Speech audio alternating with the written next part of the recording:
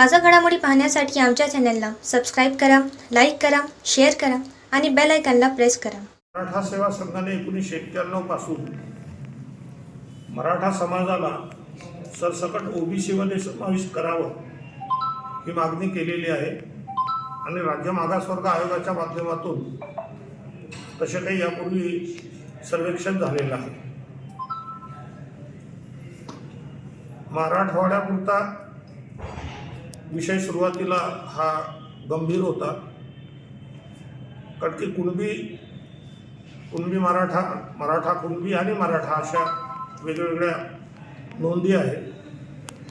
तर कुणबी मराठा आणि मराठा कुणबी हे ओबीसीमध्ये आले तरी मराठवाड्यातले लोक कुणबी नाहीत अशा पद्धतीचा एक सुरुवातीपासूनचा ग्रह झालेला होता।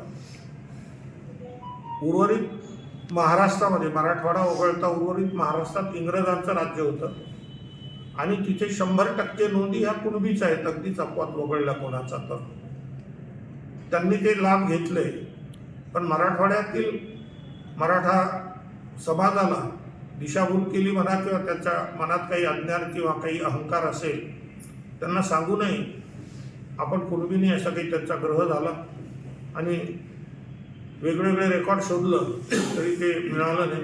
मनोज जरांगे पाटलांनी ही मागणी पुन्हा एकदा रेटली आणि जुनं रेकॉर्ड शोधल्यानंतर ज्या लोकांच्या नोंदी कुणबी मराठा किंवा मराठा कुणबी आहेत ते नियमानुसार ओबीसीस पात्र आहेत, त्यांना ते लाभ मिळतील किंवा मिळावेत याबद्दल काही आमचा आक्षेप नाही आणि मराठा सेवा संघाचं त्याबद्दल त्यांना समर्थन आहे। उर्वरित मराठा समाजाला ओबीसीमध्ये समाविष्ट करावं ही त्यांची मागणी जी आहे ती संवैधानिक आहे आणि संवैधानिक मार्गाने ती पदरात पाडून घ्यावी याबद्दल मराठा सेवा संघ त्याबद्दल काही कुठे सहमत आहे, त्याचं काही अडचण नाही।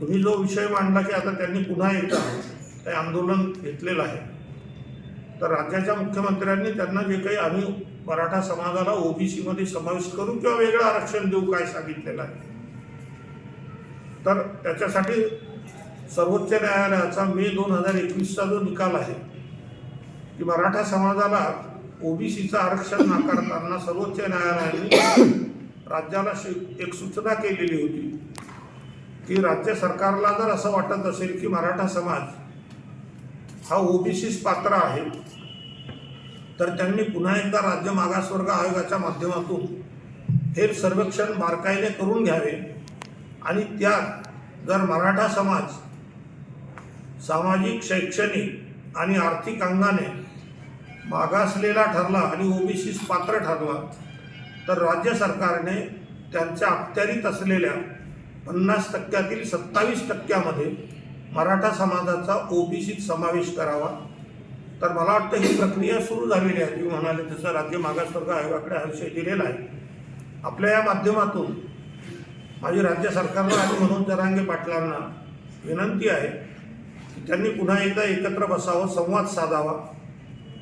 तारखा देऊन सगळ्याच गोष्टी सुटत नसतात। राज्य मागासवर्ग आयोगाने काम सुरुवात केलेली आहे, त्यांना लागणारा कमीत कमी कालावधी तो त्यांना द्यावा आणि तोपर्यंत वाट बघावी।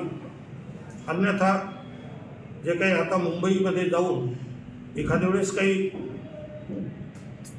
वेडं वाकडं झालं तर पुन्हा सरकार आणि जरांगे पाटील हे अडचणीत येऊ नये अशी आमची इच्छा आहे आणि त्या अंगाने हा कालावधी वाढवावा आणि आंदोलन जे आहे ते सरकारच्या सोबत बसून काही पुन्हा निश्चित कालावधी जरी नाही तरी टेंटेटिव्ह काहीतरी त्यांना वाढ द्यावी यापूर्वी दिलेली आहे अशी आमची अपेक्षा आहे। बाकी मराठा समाजाची आरक्षणाची मागणी जी त्यांनी केलेली आहे त्यास आमचा काही विरोध नाही। सर, छगन भुजबळ साहेबांनी दिलेला आहे की ओबीसी मुद्दा